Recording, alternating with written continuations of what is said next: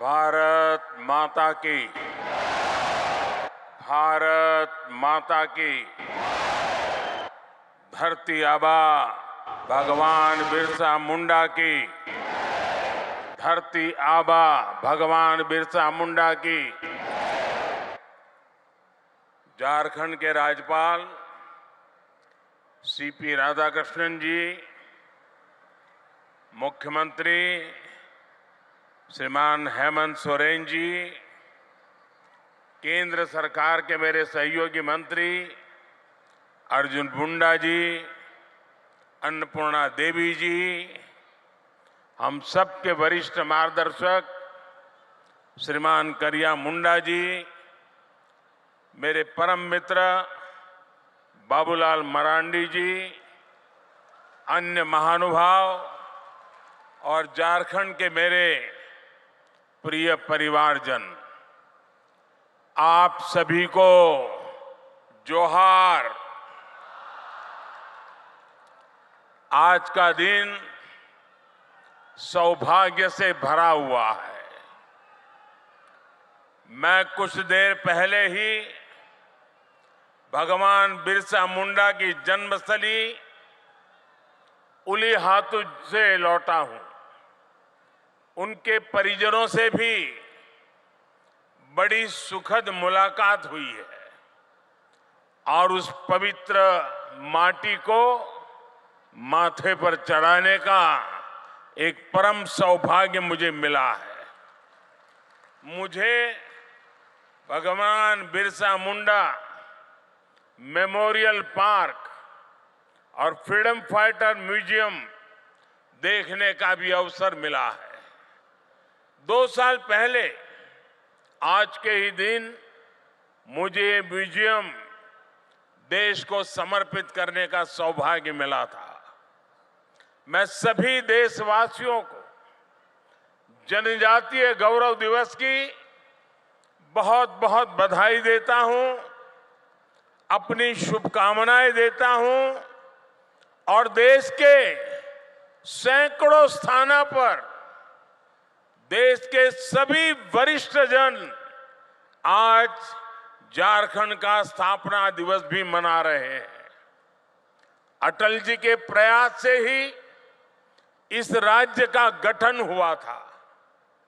देश को, विशेषकर झारखंड को अभी 50,000 करोड़ रुपए की अलग अलग योजनाओं का उपहार मिला है।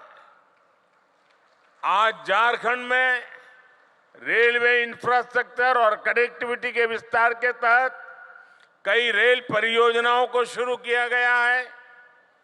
आपको ये जानकर खुशी होगी कि झारखंड भी देश के 100% इलेक्ट्रिफाइड रेल रूट वाला राज्य बन गया है।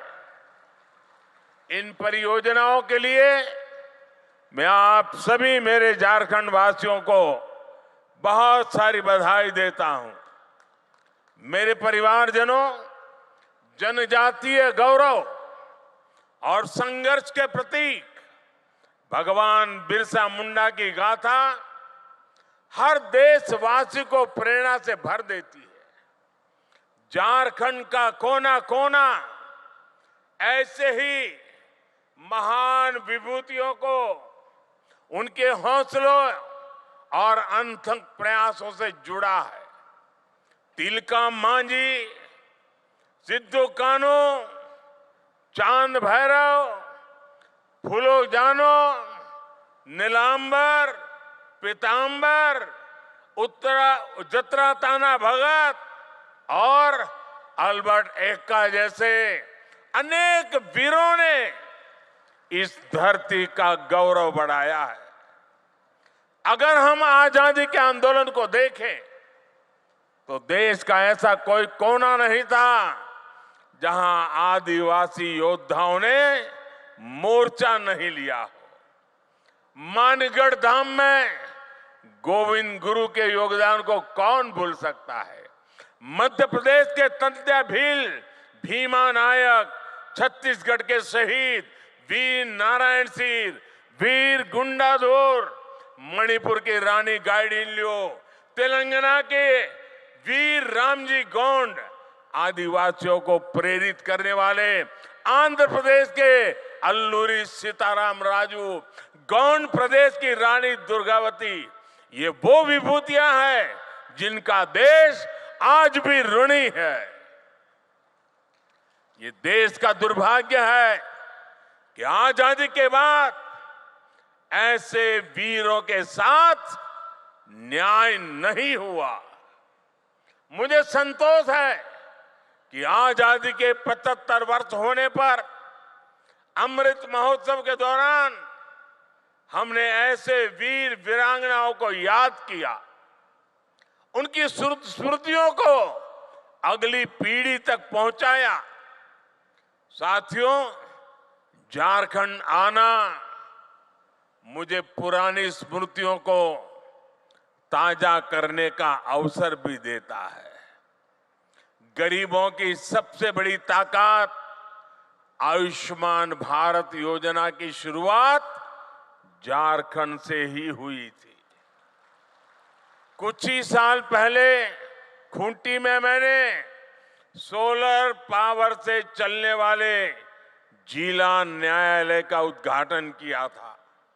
अब आज झारखंड की इस पावन भूमि से एक नहीं बल्कि दो ऐतिहासिक अभियानों की शुरुआत होने जा रही है।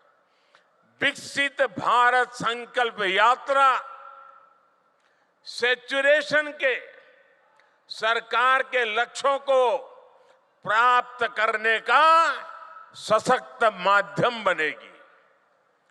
पीएम जनजाति आदिवासी न्याय महाअभियान विलुप्त होने की कगार पर खड़ी जनजातियां, जिसे हम अब तक प्रिमिटिव ट्राइब के रूप में जानते हैं, उनकी रक्षा करेगा, उन्हें सशक्त करेगा। ये दोनों ही अभियान अमृत काल में भारत की विकास यात्रा को नई ऊर्जा देंगे। मेरे परिवारजनों, मुझे सरकार के मुखिया के तौर पर, हेड ऑफ द गवर्नमेंट के तौर पर अब 2 दशक से भी ज्यादा समय बीत गया है। देशवासियों की आकांक्षाओं को जानने का, समझने का मुझे बहुत करीबी से मौका मिला है। अपने उन अनुभवों के आधार पर मैं आज एक अमृत मंत्र आपके सामने रख रहा हूं और भगवान बिरसा मुंडा की धरती से रख रहा हूं। अगले 25 वर्षों के अमृत काल में अगर हमें विकसित भारत की भव्य और दिव्य इमारत का निर्माण करना है तो हमें उसके 4 अमृत स्तंभों को और मजबूत करना होगा, निरंतर मजबूत करना होगा। हमारी सरकार ने जितना 10 साल में किया, अब उससे भी ज्यादा ऊर्जा के साथ हमें इन 4 अमृत स्तंभों पर अपनी पूरी ताकत लगानी है। और विकसित भारत के 4 अमृत स्तंभ मैं आपको बताना चाहता हूं। ये 4 अमृत स्तंभ है क्या? पहला अमृत स्तंभ भारत की हमारी महिलाएं, हमारी माताएं बहनें, हमारी नारी शक्ति। दूसरा अमृत स्तंभ है हमारे भारत के किसान भाई बहन और किसानी से जुड़े हुए जो कारोबार है, चाहे पशुपालक हो, चाहे मछली पालक हो, ये सारे हमारे अन्नदाता। तीसरा अमृत स्तंभ भारत के नौजवान, हमारे देश की युवा शक्ति, जो आने वाले 25 साल में देश को नई ऊंचाई पर पहुंचाने वाली सबसे बड़ी शक्ति है। और चौथा अमृत स्तंभ भारत का मध्यम वर्ग, नियो मिडिल क्लास और भारत के मेरे गरीब भाई बहन, इन चार स्तंभों को हम जितना मजबूत करेंगे, विकसित भारत की इमारत भी उतनी ही ऊंची उठेगी। मुझे संतोष है कि बीते 10 वर्षों में इन चार स्तंभों को सशक्त करने के लिए जितना कार्य हुआ है उतना पहले कभी नहीं हुआ। साथियों, आज तक और आजकल हर तरफ भारत की इस सफलता की चर्चा है कि हमारी सरकार के 5 वर्षों में 13 करोड़ से ज्यादा लोग गरीबी से बाहर निकले हैं। आखिर बीते कुछ वर्षों में ऐसा क्या हुआ जो इतना बड़ा परिवर्तन जमीन पर देखने को मिला है? 2014 में जब हमें आप सबने दिल्ली की गादी पर बिठाया, सरकार चलाने का दायित्व दिया, उस दिन से हमारा सेवा काल शुरू हुआ है। हम सेवा करने के लिए आए हैं और उस सेवा काल के बात करूं तब उस समय हमारे आने से पहले भारत की एक बहुत बड़ी आबादी मूलभूत सुविधाओं से वंचित थी। देश के करोड़ों गरीबों ने इस बात की उम्मीद भी छोड़ दी थी कि कभी उनका जीवन बदल पाएगा। और सरकारों का रवैया भी ऐसा था कि वो खुद को जनता का माई बाप समझती थी। हमने माई बाप की भावना से नहीं बल्कि सेवक की भावना से आपके सेवक की तरह काम करना शुरू किया।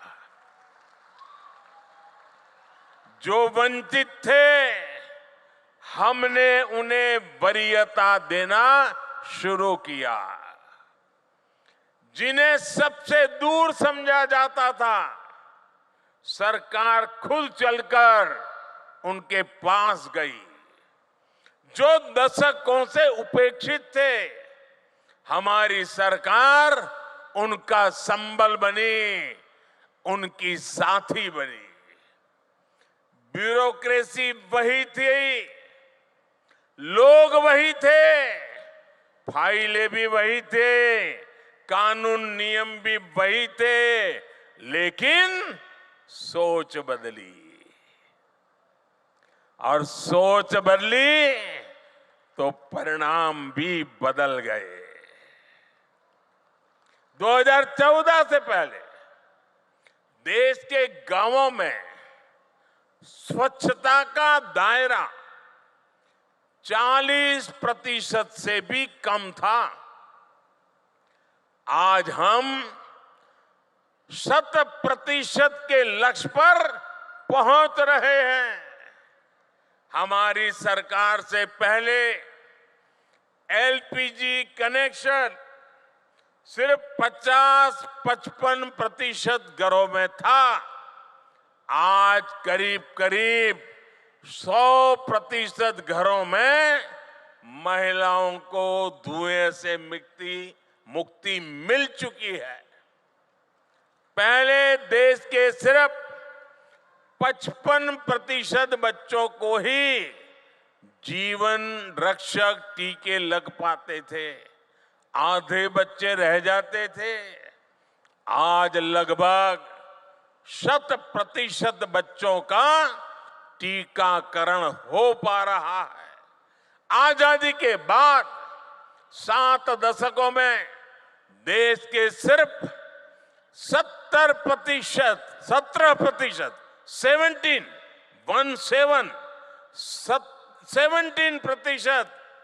ग्रामीण परिवारों तक नल से जल की सुविधा थी। 20% भी नहीं। जल जीवन मिशन की वजह से आज ये भी 70% तक पहुंच रहा है। और साथियों, हम आप जानते हैं कि समाज में जिनको उस समय मिला था वो कौन थे? ये शुरुआती मलाई मिली वो लोग कौन थे? ये सारे रसूखदार लोग हुआ करते थे।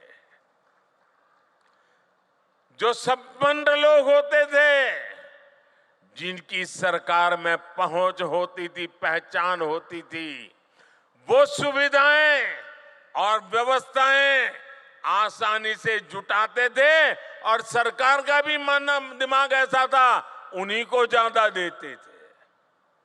लेकिन जो लोग समाज में पीछे रहे थे, जो मूल सुविधाओं से वंचित थे, उन पर ध्यान देने वाला भी कोई नहीं था। वो असुविधाओं के बीच अपना जीवन काट रहे थे। मोदी ने समाज के ऐसे वंचितों को अपनी प्राथमिकता बनाया, क्योंकि वो लोग हैं जिनके बीच में जिया हूं। मैंने कभी ऐसे परिवारों की रोटी खाई है। मैंने कभी समाज के आखिरी व्यक्ति का नमक खाया है। मैं आज भगवान बिरसा मुंडा की इस धरती पर वो कर्ज चुकाने आया हूं।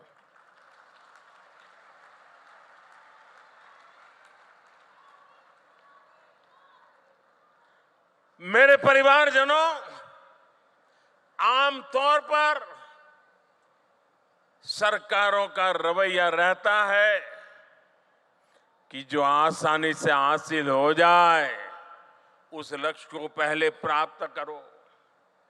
लेकिन हमने दूसरी रणनीति पर काम किया। मैं तो ज्ञानियों को कहूंगा इसका अध्ययन करें। आपको याद होगा, आजादी के इतने दशकों के बाद भी 18,000 गांव ऐसे रह गए थे जहां बिजली नहीं पहुंची थी। 18वीं शताब्दी में जीने के लिए, अंधेरे में जीने के लिए मजबूर थे। उन्हें अंधेरे में जीने के लिए छोड़ दिया गया था, क्योंकि वहां बिजली पहुंचाने के लिए कई तरह की मुश्किलों का सामना कठिन था, मैं मानता हूं। लेकिन कठिन था तभी तो करना होता है। मक्खन पे लकीर तो हर कोई करता है, अरे पत्थर पर भी तो लकीर करनी चाहिए। और मैंने लाल किले से वादा किया था देश को कि मैं 1000 दिन में 18,000 गांवों तक बिजली पहुंचाने का कठिन संकल्प मैंने सार्वजनिक रूप से लिया था। और आज मुझे सर झुका करके कहना है कि ये आपके सेवक ने उस काम को समय पर पूरा कर दिया था। साथियों, हमारे देश में 110 से ज्यादा जिले ऐसे थे जो विकास के हर पैरामीटर पर पिछड़े हुए थे, बहुत पीछे थे। इन जिलों पर पुरानी सरकारों ने थप्पा लगा दिया, ये तो पिछड़े हैं। और पहले की सरकारें बस उसकी पहचान कर ली, ये बेकार है, पिछड़े हैं, आगे कुछ नहीं हो सकता है, और सरकार सोती रही। इन जिलों में शिक्षा, स्वास्थ्य सुविधाएं दशकों से दयनीय स्थिति में थी। और संयोग देखिए कि इन्हीं पिछड़े जिलों में देश की सबसे ज्यादा मेरे आदिवासी परिवारों की जनसंख्या रहती थी। जब अफसरों को पनिशमेंट पोस्टिंग करनी होती थी तो इन्हीं जिलों में भेज दिया जाता था। थका हुआ, हारा हुआ, नाकाम जो व्यक्ति है उसी को कहते जाओ यार तुम उधर रहो, तुम्हारा इधर काम नहीं है। अब वो जाके क्या करेगा? इन 110 से ज्यादा जिलों को अपने हाल पर छोड़कर भारत कभी विकसित नहीं हो सकता था। इसलिए वंचितों को वरीयता के सिद्धांत पर चलते हुए हमारी सरकार ने इन जिलों को एस्पिरेशनल डिस्ट्रिक्ट, आकांक्षी जिलों के रूप में घोषित किया। हमने इन जिलों में सरकारों को विश्वास में लेकर के सबसे होनहार अफसरों को नियुक्त करने पर जोर दिया। जिन जिलों में हम शिक्षा, स्वास्थ्य, सड़क ऐसे अनेक विषयों पर शून्य से काम शुरू करके सफलता के नए शिखर पर पहुंच रहे हैं। यहां झारखंड में भी ये अपना खूंटी समेत ऐसे कई जिले उस सूची में है। अब आकांक्षी जिला अभियान की सफलता को आकांक्षी ब्लॉक कार्यक्रम के जरिए इसका विस्तार किया जा रहा है।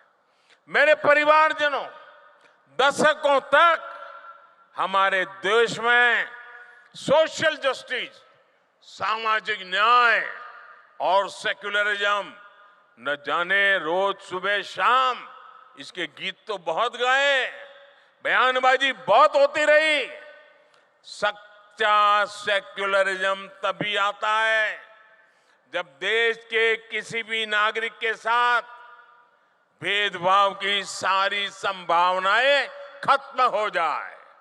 सामाजिक न्याय का भरोसा तभी मिलता है जब सबको बराबरी से, समान भावना से सरकारी योजनाओं का लाभ मिले। दुर्भाग्य से आज भी बहुत से राज्यों में कई गरीब हैं जिनके पास योजनाओं की पर्याप्त जानकारी नहीं है। कई ऐसे भी गरीब हैं जो योजनाओं का लाभ लेने के लिए भाग दौड़ करने में सक्षम नहीं है। आखिर कब तक हम उन्हें उनके हाल पर छोड़े रहेंगे? इसी दर्द में से, इसी पीड़ा में से, इसी संवेदना में से ये एक सोच निर्माण हुई है और इसी सोच के साथ अब आज से विकसित भारत संकल्प यात्रा शुरू हो रही है। ये यात्रा आज 15 नवंबर भगवान बिरसा मुंडा की जन्म जयंती 15 नवंबर से शुरू करके अगले साल 26 जनवरी को तक उसको चलाया जाएगा।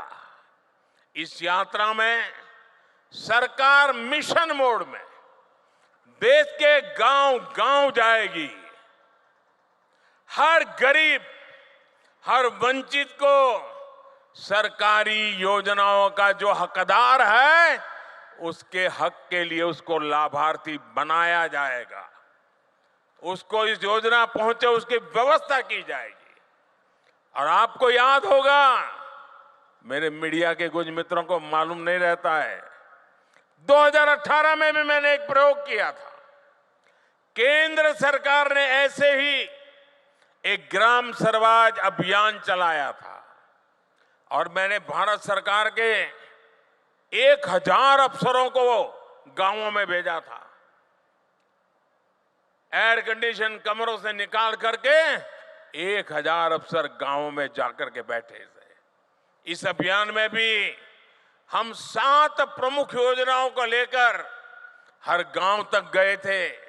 मुझे विश्वास है कि ग्राम स्वराज अभियान की तरह ही हमें विकसित भारत संकल्प यात्रा में भी हर गांव जाकर के ऐसे हर हकदार को मिलकर के इस योजना को सफल करने का प्रण लेकर के निकलना है।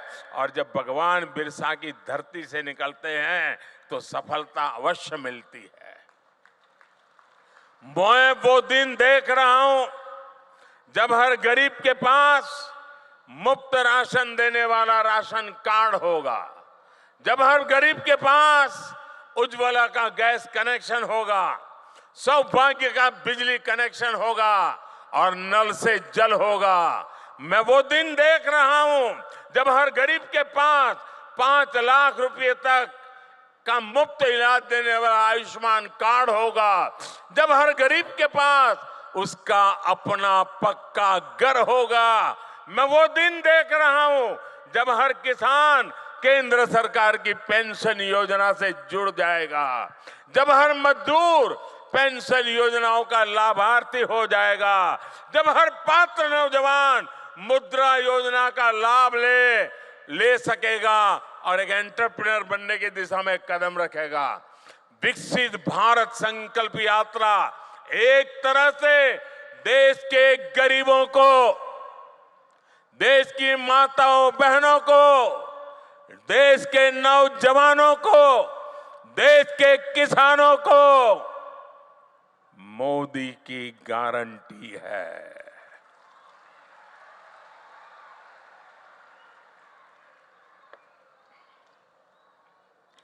और जब मोदी की गारंटी होती है ना, तो आप जानते हैं वो गारंटी क्या होती है?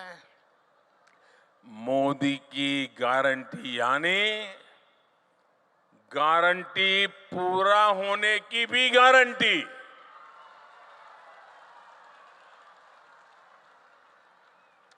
मेरे परिवारजनों, विकसित भारत के संकल्प का एक प्रमुख आधार है पीएम जनमन, यानी पीएम जनजाति आदिवासी न्याय महाअभियान।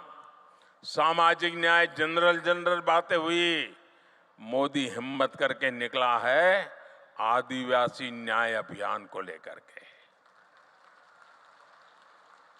आजादी के बाद कई दशकों तक आदिवासी समाज को लगातार नजरअंदाज किया गया। मैं अटल जी की सरकार थी जिसने आदिवासी समाज के लिए अलग मंत्रालय बनाया, अलग से बजट बनाया।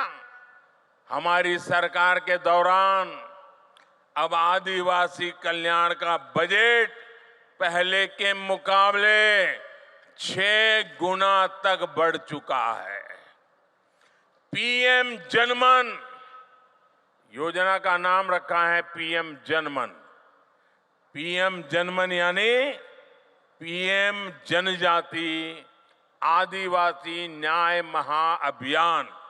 इसके तहत अब हमारी सरकार उन आदिवासी भाई बहनों तक पहुंचेगी जिन तक अभी नहीं पहुंचा गया। ये वो जनजातीय समूह है, हमने कह तो दिया वो प्रिमिटिव ट्राइब्स है, जिनमें से ज्यादातर अब भी जंगलों में रहने के लिए मजबूर है। उन्होंने रेल की देखने की बात छोड़ो, आवाज भी नहीं सुनी है। देश के 22,000 से ज्यादा गांवों में रह रहे ऐसे 75 जनजातियां, वो 75 जनजातीय समुदाय की प्रिमिटिव ट्राइब्स की पहचान हमारी सरकार ने की है। जैसे पिछड़ों में भी अति पिछड़े होते हैं, वैसे ही ये आदिवासियों में भी सबसे पीछे रह गए आदिवासी है। देश में इनकी संख्या लाखों में है। इन सबसे पिछड़े आदिवासियों को मूल सुविधाएं भी नहीं मिली हैं। आजादी के 75 साल के बाद भी नहीं मिली है। इस आदिवासी समाज के लोगों को कभी पक्का मकान नहीं मिला। इनकी कई कई पीढ़ियां में बच्चों ने स्कूल तक देखा नहीं है। इस समाज के लोगों के कौशल विकास पर ध्यान नहीं दिया गया। इसलिए अब इन जनजातियों तक भारत सरकार विशेष अभियान चलाकर पहुंचने वाली है। पहले की सरकारों ने आंकड़ों को जोड़ने का काम कर लिया। जो नजदीक हैं, जो ऊपर पहुंच चुके हैं, उन्हीं से काम करवा लेना। लेकिन मुझे सिर्फ आंकड़ों को जोड़ करके नहीं बैठना है, मुझे तो जीवन को जोड़ना है, जिंदगियों को जोड़ना है। हर जिंदगी में जान भरनी है, हर जिंदगी में नया जज्बा भरना है। इसी लक्ष्य के साथ आज पीएम जनजाति आदिवासी न्याय महाअभियान यानी पीएम जनमन, हम जनगण मन तो गाते हैं, आज मैं पीएम जनमन के साथ इस महाअभियान की शुरुआत हो रही है। इस महाअभियान पर भारत सरकार 24,000 करोड़ रुपए खर्च करने जा रही है। साथियों, इस महाअभियान के लिए मैं विशेष तौर पर आदरणीय राष्ट्रपति द्रौपदी मुर्मू जी का आभार व्यक्त करना चाहता हूं। हमने अभी उनका वीडियो संदेश भी सुना है।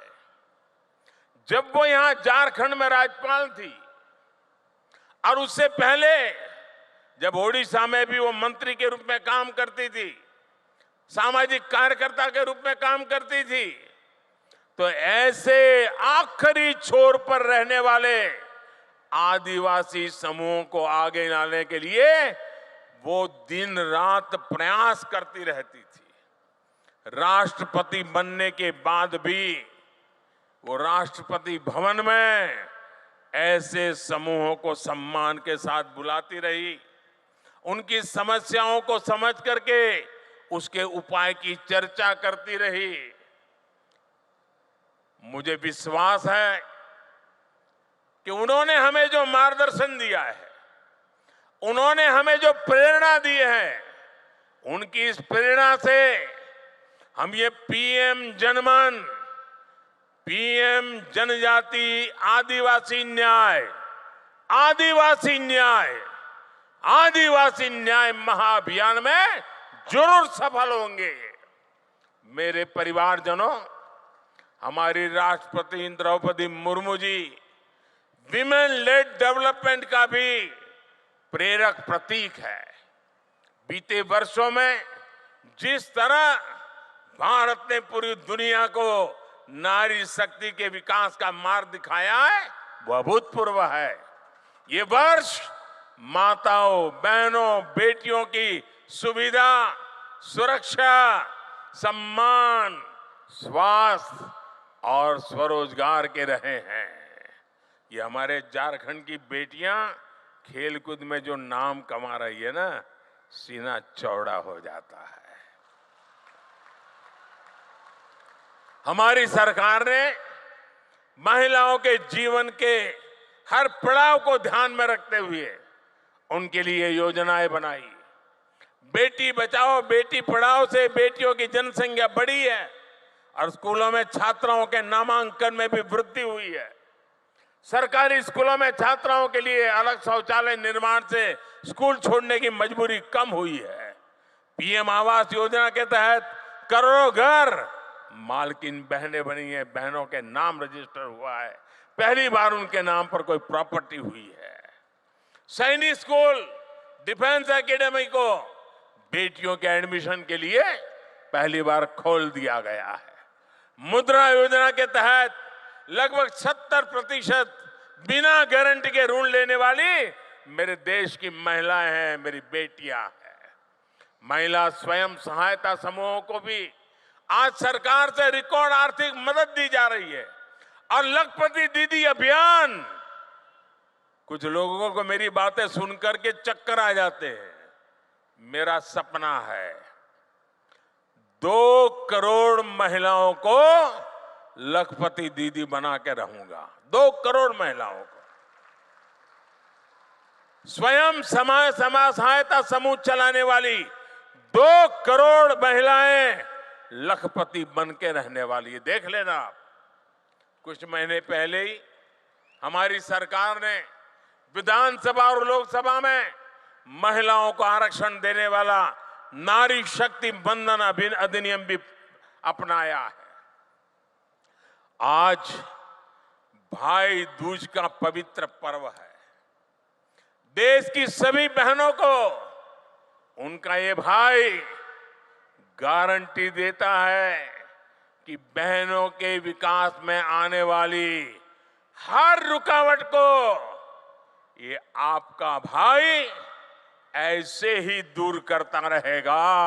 आपका भाई आपकी मुसीबतों की मुक्ति के लिए जी जान से जुटा रहेगा।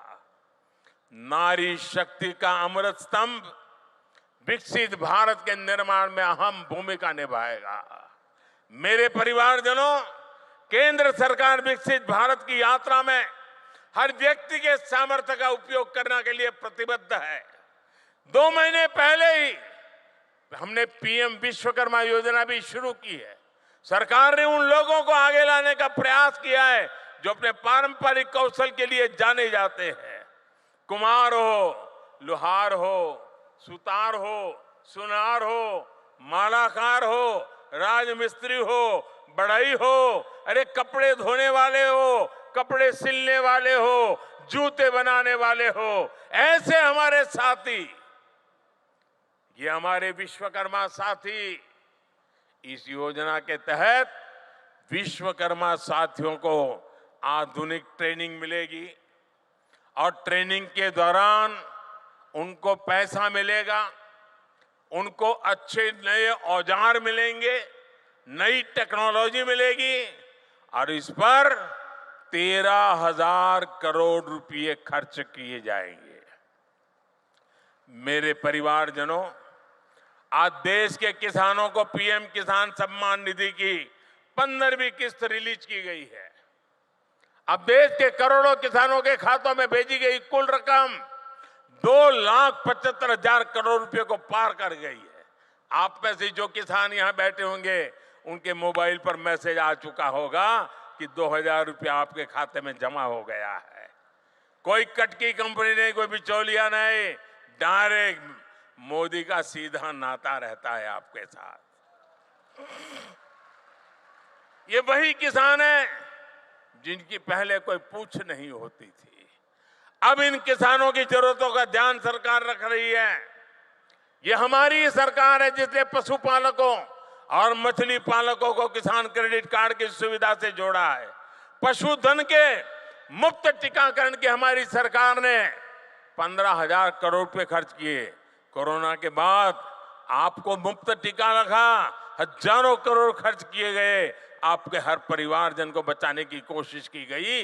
इतना ही नहीं, अब 15,000 करोड़ रुपया खर्च करके मुफ्त में पशु का टीकाकरण भी हो रहा है। आप भी इसका फायदा उठाइए। मछली पालन को बढ़ावा देने के लिए अभी मैं यहाँ एक प्रदर्शनी लगी है।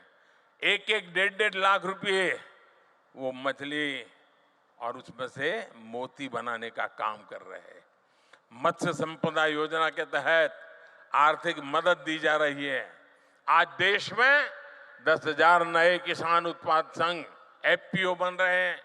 इससे किसानों की लागत कम हुई है और बाजार तक पहुंच आसान हुई है। हमारी सरकार के प्रयासों से इस वर्ष इंटरनेशनल मिलेट ईयर मनाया जा रहा है। मोटे अनाज को श्री अन्न की पहचान देकर विदेश के बाजारों तक पहुंचाने के लिए पूरी तैयारी हो रही है। इसका भी लाभ हमारे आदिवासी भाई बहनों को होगा। साथियों, सरकार के इन चौतरफा प्रयासों से झारखंड जैसे राज्यों में नक्सली हिंसा में भी कमी आई है। 1-2 साल में झारखंड की स्थापना के 25 साल पूरे होने जा रहे हैं। ये झारखंड के लिए बहुत ही प्रेरणादायी समय है। इस माइलस्टोन पर झारखंड में 25 योजनाओं के सैचुरेशन का लक्ष्य लेकर काम शुरू किया जा सकता है। मैं झारखंड सरकार से भी आग्रह करूंगा, मैं झारखंड के सभी नेताओं से आग्रह करूंगा कि 25 साल का लक्ष्य तय करके एक बहुत बड़ा अभियान चलाया जाए। इससे राज्य के विकास को नई गति मिलेगी और यहाँ के लोगों का जीवन भी और आसान बनेगा। हमारी सरकार शिक्षा के विस्तार और युवाओं के अवसर देने के लिए प्रतिबद्ध है। देश में आज आधुनिक राष्ट्रीय शिक्षा नीति बनी है। अब विद्यार्थियों को मातृभाषा में मेडिकल और इंजीनियरिंग की पढ़ाई का विकल्प मिल रहा है। बीते 9 वर्षों में पूरे देश में 300 से अधिक यूनिवर्सिटीज बनी है, 5,500 से अधिक नए कॉलेज बने हैं। डिजिटल निधि अभियान ने युवाओं को नए अवसर दिए हैं। गांव-गांव कॉमन सर्विस सेंटर्स में हजारों युवाओं को रोजगार मिला है। 1 लाख से अधिक स्टार्टअप के साथ दुनिया का तीसरा बड़ा इकोसिस्टम भारत में बना है। आज रांची में IIM कैंपस और IIT ISM, धनबाद में नए हॉस्टल का भी लोकार्पण हुआ है। साथियों, अमृत काल में 4 अमृत स्तंभ, हमारी नारी शक्ति, हमारी युवा शक्ति, हमारी कृषि शक्ति और हमारे गरीब और मध्यम वर्ग की सामर्थ्य शक्ति भारत को निश्चित ही नई ऊंचाई पर ले जाएंगे, विकसित भारत बनाएंगे। मैं इन परियोजनाओं के लिए, राष्ट्र निर्माण के इस अभियानों के लिए एक बार फिर आप सबको निमंत्रण भी देता हूं, आप सबको बधाई भी देता हूं। मेरे साथ मैं कहूंगा, भगवान बिरसा मुंडा, आप कहिए अमर रहे, अमर रहे। भगवान बिरसा मुंडा अमर रहे, अमर रहे। भगवान बिरसा मुंडा। दोनों हाथ ऊपर करके पूरी ताकत से बोलिए, भगवान बिरसा मुंडा, भगवान बिरसा मुंडा, भगवान बिरसा मुंडा, भगवान बिरसा मुंडा। आपका सबका बहुत बहुत धन्यवाद।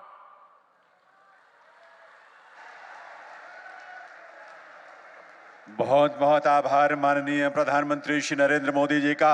आइए हम सब खड़े होकर करतल ध्वनि के साथ, तालियों की गूंज के साथ खूंटी की इस धरा से